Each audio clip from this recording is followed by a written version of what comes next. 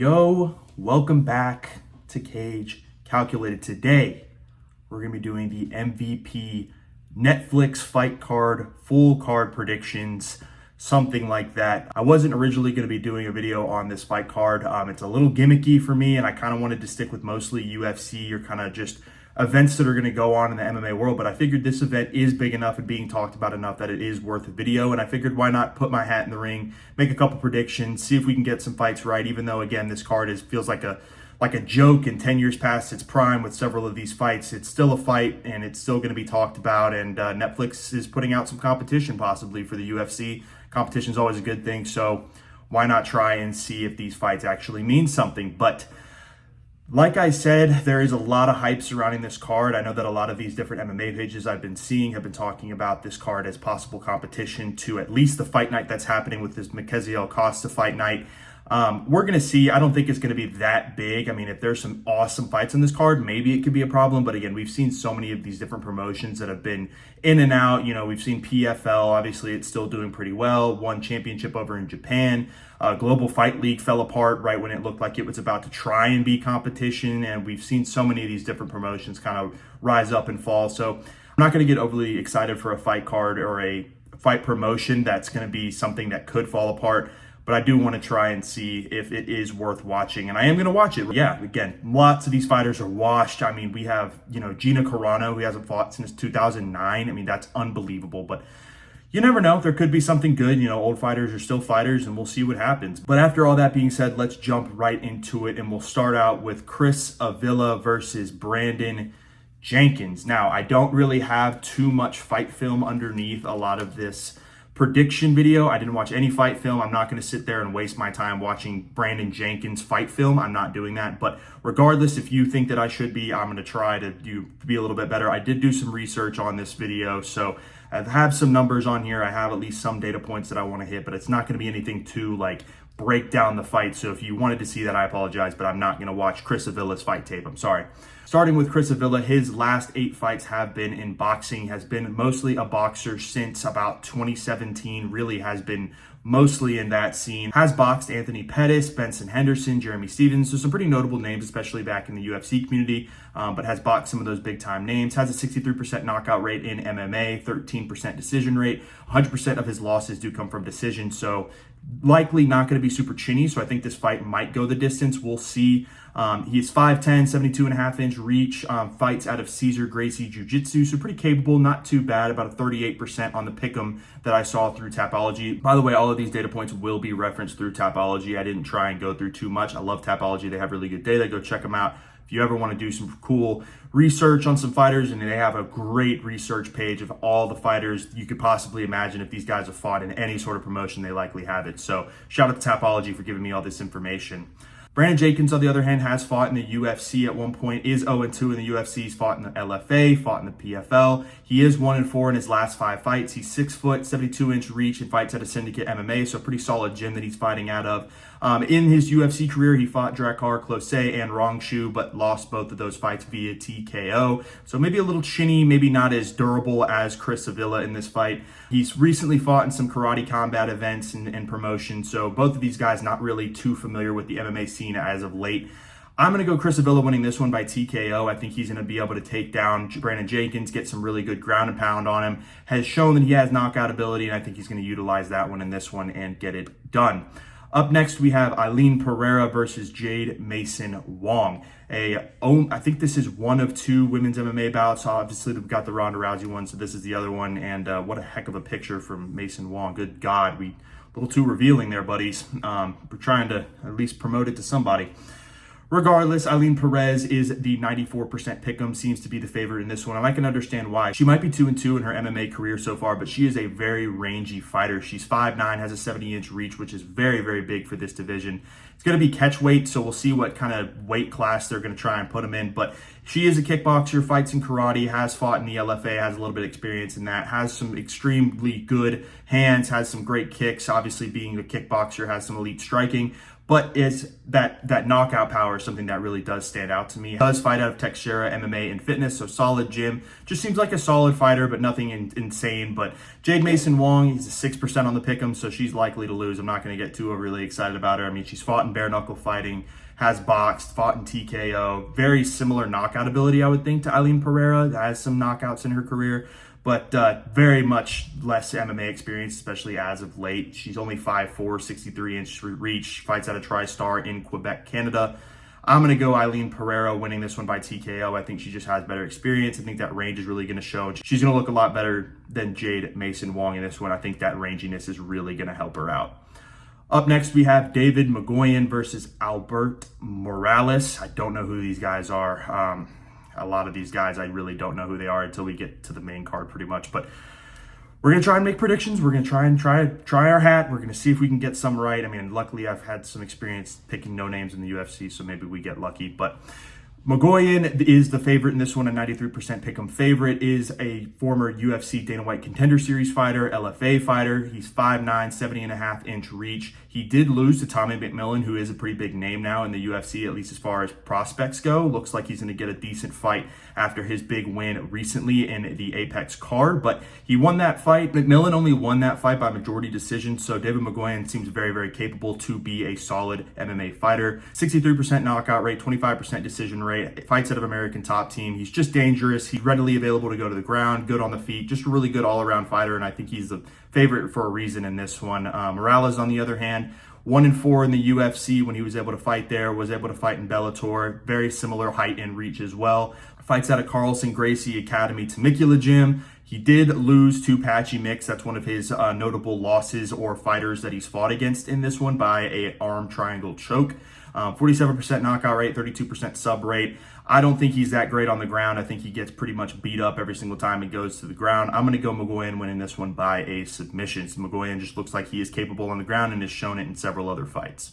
Up next, we have Namo Fazil versus Jake Babin. What an insane picture from Jake Babin. Fazil, 94% pick'em. You're going to notice a trend here. A lot of these guys are very, very favorited on one side, so I don't think it's been too difficult to try and predict these fights. Regardless, though, there's not much on either of these guys. I really couldn't find much on Tapology. I couldn't find a gym or even a reach measurement. All I could get was that they're both 6'1". So that's, cool to know.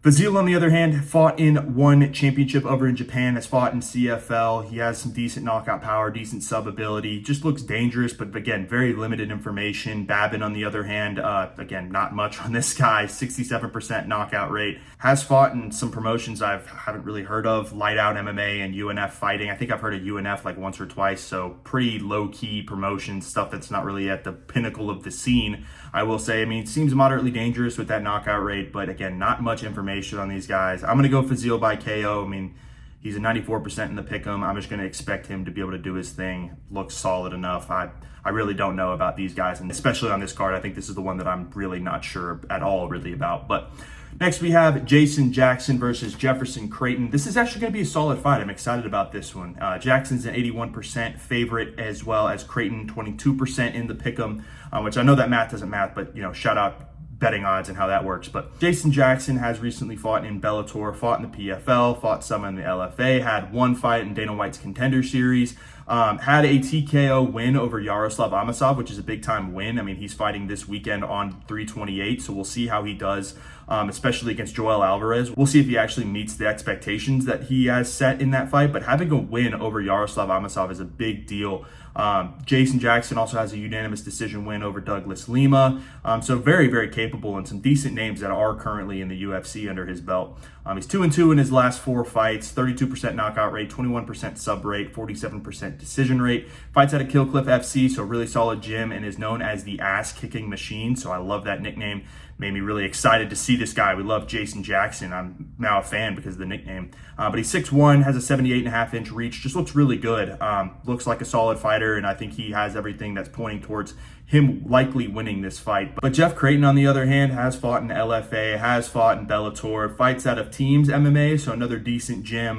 He's a little bit shorter than Jason Jackson at 5'11", and has a 74-inch reach. Definitely more of a submission specialist guy, 42% sub rate, 50% decision rate. Fought twice in the Ultimate Fighter in 2020 125, was 1-1 and lost in a split decision, I believe, in the semifinals. So, has shown a little bit of ability, especially with the UFC, and has been in and out of some big time promotions, but is mostly a decision guy based on his ratios of winning, and again, is a submission specialist. I'm going to go Jackson winning this one by unanimous decision. I like his striking ability. I like the way that he's able to knock out an opponent in any given moment. Only reason I think it's the unanimous decision is that Creighton has never been knocked out. I think he's got a solid chin, and I think that Jackson is going to be able to kind of strike at range, use his reach to his advantage, really try and make Creighton work towards him, and maybe just look to counter in the second and third rounds and win those rounds decisively in that way, likely a 29-28 decision.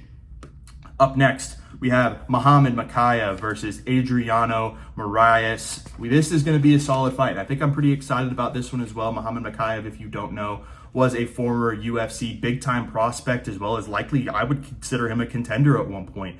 Undefeated at 15-0. He's beat Manel Kape. He's beat Alex Perez, beat Charles Johnson, beat Tim Elliott. All legends in the flyweight division, guys that are very, very capable of winning fights right now in the flyweight division. So Muhammad Mokaev got cut for some outside reasons. Not going to go into the details too much with that, but very, very capable fighter and likely the best flyweight outside of the UFC, easily in MMA. But trains at KHK MMA, is 5'7", has a 70-inch reach, 13% knockout rate, 47% sub rate. Incredibly dangerous, incredibly capable. Muhammad Mokaev is the real deal and showed it when he was in the UFC and has shown it outside of the UFC.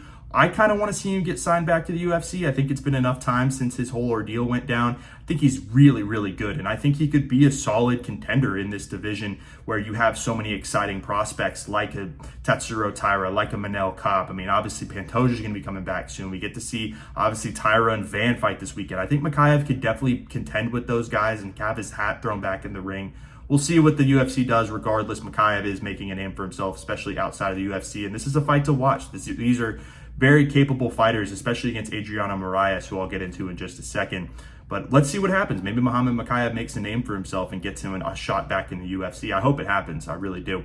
Mokaev is a 96% pick'em favorite, by the way. I mean, he's 15-0. I mean, he looks like a world beater at flyweight, and again, is likely the best flyweight outside of the UFC easily so far in 2026 and where we are currently. But Moraes, on the other hand, is a very, very capable flyweight, has a former flyweight championship belt under his name, has had a couple of wars with Mighty Mouse Demetrius Johnson, 1 and 2 in those fights.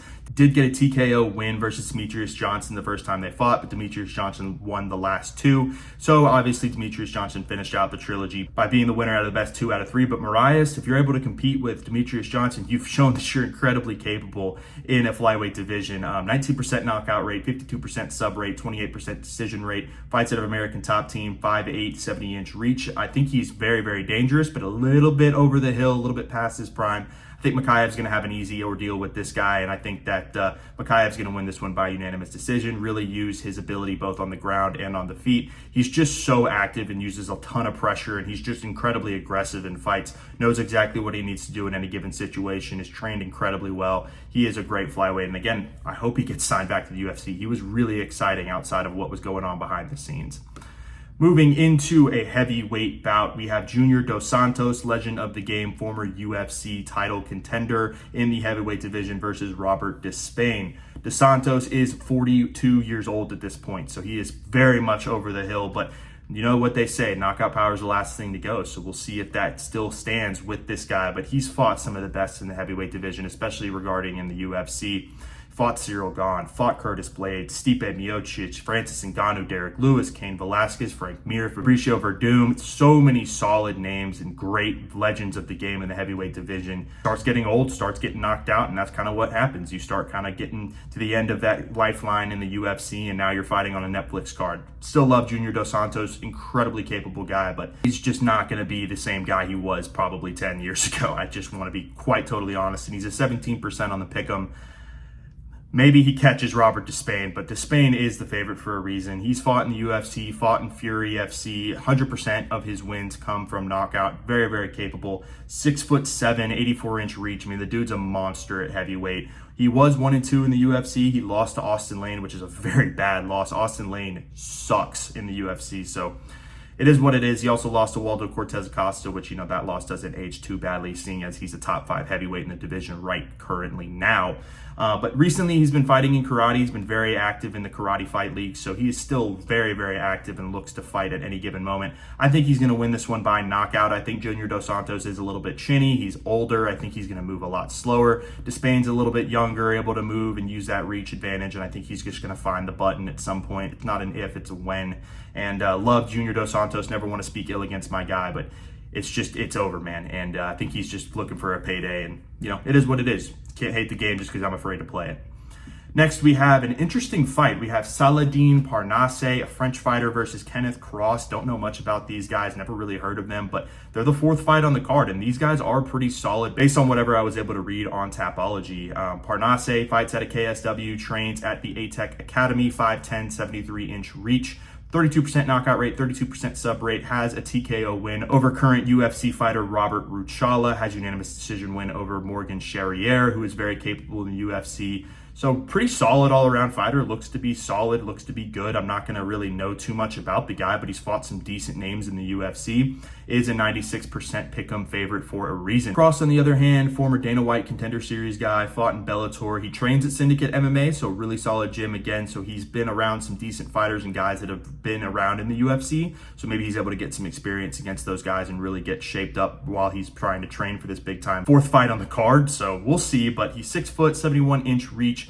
Lost to Kevin Seiler in the Dana White Contender Series by unanimous decision. So, not great to lose by unanimous decision, but you still made it to the Dana White Contender Series, which is better than a lot of these guys on this card. 35% knockout rate, 41% sub rate. 100% of his losses have come from submission. I think he is a little bit kind of fluky on the ground, isn't super solid, and I think Parnasse is going to win this one by TKO. I think he's going to get some serious ground and pound, look to take the back. He has a lot of reach that he can use his frame well, take the back, use a body lock, use that back control, and really lay some ground and pound, get the referee involved, and get the TKO finish. I think that's likely what's going to happen. But again, I don't really know much about these guys, but they seem pretty capable. Parnasse being 22-2, Cross being 17-4. Both of these guys don't have a whole ton of losses, and they have a lot of wins. So we'll see what happens. I think Cross definitely has a chance in this one. But Parnasse is a 96% favorite for a reason. And I think he's likely going to get it done. Moving into the main card, we have Nate Diaz versus Mike Perry. Nate Diaz is back. He just sometimes shows up. He's like a ghost on some of these fight events. It's just insane. Last time we saw him, he was fighting Jake Paul in a boxing match and lost that one. Yeah, we're not going to talk about that too much. I mean, we know about Nate Diaz, Stockton kid, fought Conor McGregor, Tony Ferguson, Jorge Masvidal, Leon Edwards. Not much can be said that hasn't been said about Nate Diaz. Legend of the game, 19% knockout rate, 62% sub rate, incredibly dangerous, but definitely over the hill, definitely over the prime spot, but you never know. I mean, Nate Diaz is that guy, is a plus 190 underdog in this one, so I think that's interesting. I'm curious to see why they think Mike Perry, out of all people, would be the guy to beat Nate Diaz. I'm sure I'm going to eat these words, but Mike Perry, as we know, UFC guy, recently been doing a lot of boxing. He's boxed Eddie Alvarez, Luke Rockhold, Michael Venom Page in a recent bout. So he's been doing a lot of different things, especially in the boxing scene. While he was in the UFC, he fought guys in the likes of Paul Felder, Cowboy Cerrone, Jeff Neal, Vicente Luque. So very, very capable guys that have been in the UFC and are very much veterans in the UFC at this point. Some of them retired, but Mike Perry, I mean, those are some guys that have been likely borderline Hall of Famers or will be Hall of Famers, especially in the names of like Paul Felder and Cowboy Cerrone. 79% knockout rate, 21% decision rate. I think if Nate wants to win this one, he's going to need to try and go for some takedowns and get some ground and pound, really try and cut open Mike Perry. Mike Perry wants to keep this fight on the feet, use his boxing skills. It's what he's been really trying to do recently. Nate Diaz isn't a slouch on the feet, but I think Mike Perry does have the advantage on the feet, especially just recently doing a lot of boxing. And, Nate Diaz lost to freaking Jake Paul. So that doesn't really get me too excited about Nate Diaz's striking ability at this point. But I may regret this pick, but I'm going Nate Diaz. I think Nate Diaz still got it in him. Unk still got it. And I just kind of want to see Nate Diaz get a win in 2026. That would be absolutely insane. So we'll see if it comes to fruition. But yeah, let's go Nate Diaz by unanimous decision, likely at 29-28. I mean, this is a 5-round fight. We'll see if he has the cardio, but I don't know, man. This is probably one of the picks that I'm likely not too certain of. I mean, I'm just kind of hoping that Nate Diaz is able to, turn back time a little bit. I mean, Mike Perry is a very beatable guy, and he's only a minus 240. So there's a decent chance, and I want to go with Nate Diaz. So we'll see. We'll see if it happens. We're not going to get too overly invested in that one. We do have a solid co-main event. We've got Francis Ngannou returning to MMA. Had that really spotty contract dispute with PFL. Obviously, we know about the issues he had with the UFC, but is an incredible heavyweight. He fought so many good guys in the heavyweight division, and obviously was a champion when he decided to leave and look for greener pastures. Was able to go to boxing. Felipe Lins, former UFC fighter as well, fought some guys in the heavyweight division who I'll get in just a second. But Francis Ngannou is a minus 1,200 favorite for a reason. I mean, this dude should win this fight. He's got the knockout power. He's got the stifle ability to be on the ground and not, even get close to being submitted. I don't think Felipe Lins has nearly the skill set that Francis Ngannou could ever be threatened by. Regardless, Francis Ngannou, he did go into boxing a little bit, lost to Anthony Joshua, Tyson Fury. He didn't really lose that fight, by the way. I think Francis Ngannou clearly won. I think the judges skewed that one and definitely screwed up. But, regardless, he lost on paper, even though he really didn't. But Francis Ngannou, incredibly powerful. I mean, fought Cyril Gane, fought Stipe Miocic, Cain Velasquez, Alistair Overeem, Derek Lewis, some of the legends of the heavyweight division. And I think he's going to easily win this fight. 67% knockout rate, trains at Extreme Couture. I mean, it is just a matter of time before he unleashes that right hand. It just shows Felipe Lins. It's just, I don't know, man. Felipe Lins, you're out of your league, buddy. It's over, man. You are going to be caught and compromised in this co-main event. But Lins, if you're curious, is a plus 800, fought in the UFC, fought in Bellator, PFL. He trains at American Top Team, so I guess trains with some good fighters around him. But when you're fighting a guy like Francis Ngannou, there's only so much help that you can really get from your team. He's fought against decent guys in the heavyweight division in the UFC, Ion Cutelaba, Ovin St. Preux, and Andrei Arlovsky, which he did lose that fight as well. 50% knockout rate, 22% submission rate, 28% decision rate. Don't really know how to break this one down except that Francis Ngannou is going to murder this guy. It's tough, man. 5-round fight. I think it's going to end in the first round. I think maybe at best case scenario, maybe it goes to like the third round. But Francis Ngannou will find the kill switch. He'll find the kill button. I think if he's able to do his thing, he is going to look awesome and make himself a big time name again. And I think that some of these promotions might be calling him soon. I mean, I'm not saying ever he's going to go back to the UFC because I likely think that ship has sailed, but a dreamer can dream, and maybe he'll come back. I don't know. I don't want to try and get too excited. But Francis Ngannou, fun fight, fun showing of his skill set. Maybe we see him more on these MVP cards. He's been really excited about the pay that's been able to be negotiated between MVP and Francis Ngannou, and we know how difficult this guy is to negotiate with. Probably got that crap from Randy Couture. But Ronda Rousey's been talking about fighter pay and making this a big-time deal. And so, this is an opportunity for him to show that he can be really successful in the ring as well as being a cash grab guy. So made his money already from the Tyson Fury and Anthony Joshua fights, but excited what he's going to be able to do in an MMA fight. We're going to see what happens. Up next, we have Ronda Rousey versus Gina Carano, the main event of the evening. This fight seems to be pretty controversial. Both of these fighters definitely way out of their prime. Ronda Rousey hasn't fought in 10 years. Gina Carano hasn't fought since 2009, and I was 7 years old the last time she fought. That is unbelievable that she's still trying to make something out of an MMA career, even if she is. I think this fight's a gimmick. I think if any of these fights are gimmicky, this one's definitely gimmicky. I think the Francis Ngannou fight is kind of gimmicky, but it is what it is. I mean, it's still a decent fighter who's fought in the last 10 years versus Francis Ngannou. So, I mean, I can't hate too much, but this fight's a complete gimmick. And I just have to make that incredibly clear. Still have to watch it, still have to predict it. I mean, Ronda Rousey, we know, former UFC bantamweight champion, was incredibly dominant during her title reign, was the Strikeforce champ as well. Last fight was in 2016 versus Amanda Nunes, which she lost. We obviously know about the head kick KO from Holly Holm. That really derailed her career. Kind of a big what happened in the UFC if Ronda Rousey was able to get a win and possibly fight Amanda Nunes still undefeated.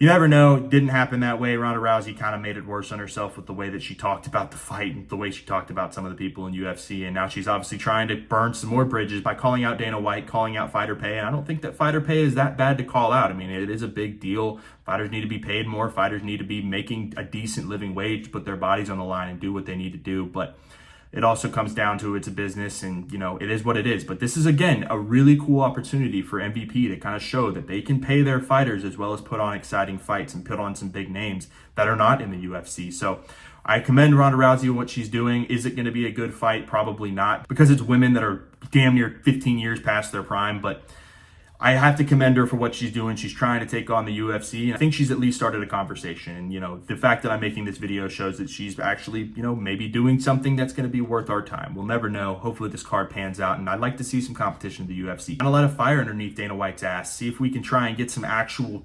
non-Apex fight nights at some point.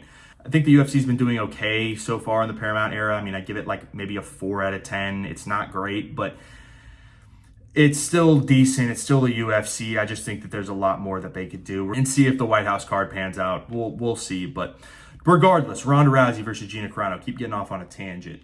She has a 75% sub rate, does Rousey. Again, fight is 10 years too late. Gina Carano, last fight was in 2009 versus Chris Cyborg. That's insane. Fought in Strikeforce, fought in Elite XC, 43% knockout rate, 14% sub rate, 43% decision rate. She hasn't fought in 15 years. Almost, 17 years at this point? There are people that are almost legal age that were born the last time that she fought. That's what we're dealing with. Oh, man. She does have her only loss versus Chris Cyborg, which, Chris Cyborg's a monster.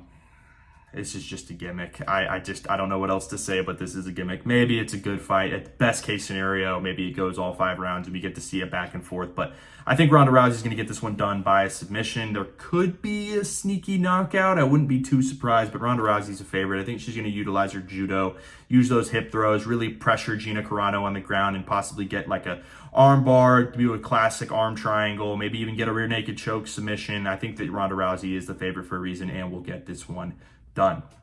But that's going to do it for this video. I hope you guys enjoyed. Let me know what you think about the MVP card. Let me know your thoughts. I'm very curious to see what y'all think. Again, I think this fight card is a little bit gimmicky, but I'm curious to see if the MVP fight card does pan out and does kind of lead into some competition for the UFC. I'm kind of, up in the air. Tristan's been talking about it. I think he's really excited for it. So we'll see what happens. Obviously you got the same fight night going on, and that night I'm not going to be able to watch this live. So I'm going to try and do a little bit of a reaction possibly if this fight card really does well. But I'm going to watch the replays of it, see what happens, and maybe it's a big talking point. We never know. So again, appreciate y'all watching. Make sure you go and subscribe. Make sure to comment. Let me know what you think about this card. Make sure to like. Make sure to check out our Instagram. We got UFC 328. That is going to be happening currently in, 2 days. So I guess hopefully Sean Strickland's champion now, and we get to celebrate that. If not, fuck Khamzat. So appreciate y'all watching again. See ya.